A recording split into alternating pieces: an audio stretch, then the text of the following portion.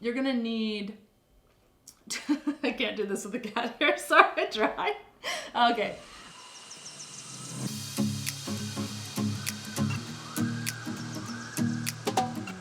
All right, hey guys, welcome back to my channel. We are in the middle of making our pet nat, which is a natural type of sparkling wine. So far, we've processed our grapes, we've racked it off, we got clean juice, and we've added our yeast, and finally it's going. Now we are at the monitoring and the taking care of the yeast phase of this project, which is definitely its own thing. I know I say a lot of things are important, but this is definitely top of the list. Monitoring your sugar levels is vital in a successful ferment in general. So I'll start by talking about bricks. And bricks are not just the things that you build your fireplace with here. They are B-R-I-X, bricks. And bricks basically just means sugar level, which with yeast directly correlates how much alcohol you actually have. So for an example, with my pet nat, I walked in with about 20 degrees bricks. 20 degrees bricks is essentially 11.5% alcohol.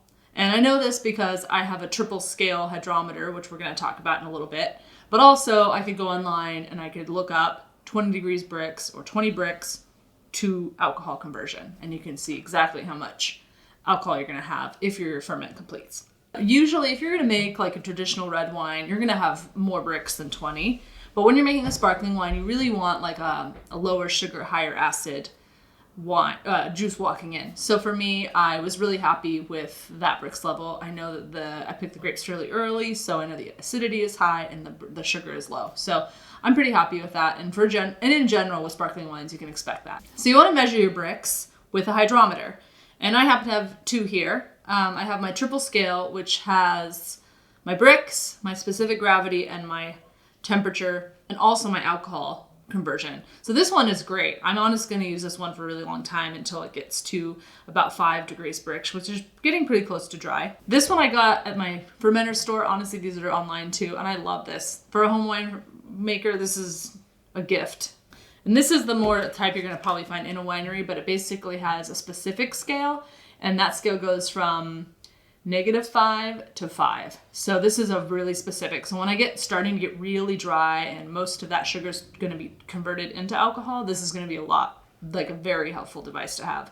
My hope is that this will give me the accurate reading I need, since I'm not going to be able to do any more analysis than what I can get on here. Home wine making. Am I right? So to actually use your hydrometer to get your bricks level, you're going to start by gathering a sample of your juice. And you're going to there's a lot of ways to do this. This is my setup. I've got my graduated cylinder, and I've got my little juice collector. So basically when I stick it in, this goes in, and then when I pull it out, it goes out and it holds the liquid. Pretty simple device, lasted me a few years. It's fine, it does a good job. So basically, I'm gonna probably fill it up to about here, but it does depend on how far along you are. If you overfill it, not a big deal. You either make a mess or you can just pour it back, not a problem. So basically you're gonna have your juice in here, and you're gonna place your hydrometer in there. I'm just gonna move this out of the way. Basically, you're gonna place your hydrometer in there and you're gonna spin it. And you do spin the hydrometer because it gets all the bubbles off, because you have a fairly active fermentation usually by the time you're checking it. So let's say your wine is 30 degrees bricks, so it's gonna be floating in here. But basically as it ferments, it's basically going to get further and further down. So then that can be a little confusing at first, but you do adjust. It makes sense once you start using it. I like to check my bricks twice a day. There's many reasons for that, but I'll kind of get into that in a little bit. But the most important thing is I do write it down and I keep track. And I actually use a spreadsheet because I'm a nerd like that, and I think it's fun to see the down there. But basically I use a Google Doc and I enter it as it goes, and then I can kind of monitor that.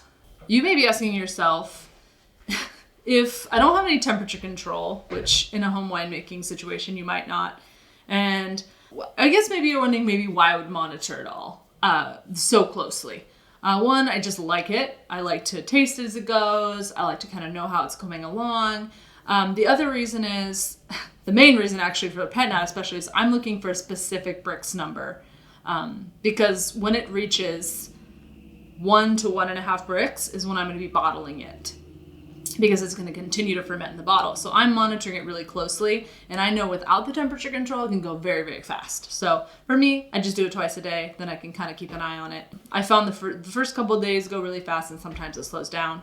So just good to be aware of what's happening. You're going to need to know when to do your yeast nutrient. And yeast nutrient is something that, I mean, technically you don't have to do, but I like to make my ferments happy, happy, happy. So basically, once you introduce your yeast to your must, they're happy for a while, but then they kind of reach a point where they're like, I need something else. So that's what the nutrient add is for. And for that, there's a general rule that I've been taught. So you add your nutrient at 1/3 sugar depletion and 2/3 sugar depletion. So that is why before I add my yeast, I get an initial number so I know when to add my nutrient. So don't worry, it's pretty simple. I'll walk you through it. For Fermate-O, the rate is 1.5 grams for every gallon. So I have 2.5 gallons, so I simply did 1.5 times 2.5 to get a rate of 3.75. And that's how many grams of Fermate-O I'll need total. And then but what I like to do is divide that by 2, and then at the 1/3 sugar depletion, I'll add 1/2, and then the other half, and then at the 2/3 depletion, I'll add the other half. So basically it's 1 added divided by 2. And for me, that works really well. I've never had anything not go through that way. I got all that information online. I verified the rate. All of these products have different rates they like to be added, different processes. So I just looked it up, and that seemed to be the best way to do it. Basically, that means that because I started at 20 bricks, I need to do my first nutrient add at 13 or 14 bricks and 6 and 7 bricks. That's why I monitor so closely, because it's really easy to lose track of it if you're not watching it. And I will say you have an option to add all of it at one time on that first 1/3, but I really don't like to do that because I really don't want to stuck ferment later. There's a lot of things that can happen with winemaking, and I just don't like to take any risk. So that's just how I handle it. Once you measure out your Fermate-O, basically it's as simple as adding a little bit of water, and just basically it's like a very thin paste. It can be easier to kind of trickle it in as you mix if you're doing more. This way, I had such a little amount, I just mixed it. So once you've created your mixture, you're gonna basically just wanna slowly pour it in. I say slowly because especially if your fermenter is full, if you add it too quickly, it might overflow, which I've definitely never done before, so I'm just kidding. I've definitely done it, but it's not the end of the world. Just try and add it slow, and then it should just acclimate nicely. So we've talked a little bit about this, but when I check my bricks, I also check the temperature. I'm gonna be honest, I'm not very good with my monitoring temperature and keeping it under control at home. I've found that it's a losing battle for me. There are a few ways around it. You can find a cool space in your house. I have none. Everything's temperature controlled in our house, so I have nothing that's cool enough for me. And in September in Oregon especially, it's still fairly warm, so I just kind of let it be. But there are a few options. You can find a cold space. You can leave it out overnight. You can put it in a bigger fermenter and put some like frozen water bottles in there. There's a few ways to do it, and that can kind of slow down your ferment if you have more time. And the benefit of that is you're going to develop flavors longer, and the yeast will just be happier that way.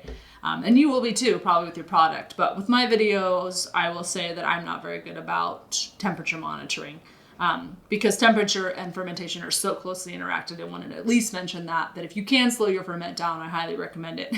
I choose not to, just based on my time schedule. So something to point out. With that being said, thanks again for watching these videos. They're so fun to make. It's fun to talk about something that I've been doing constantly for 5 years, and it's been awesome. So if you like these videos, feel free to like and subscribe. We're going to have lots of content coming up, lots of fun projects. I've got a lot of stuff in the wings. So thanks again for your support, and cheers until next time.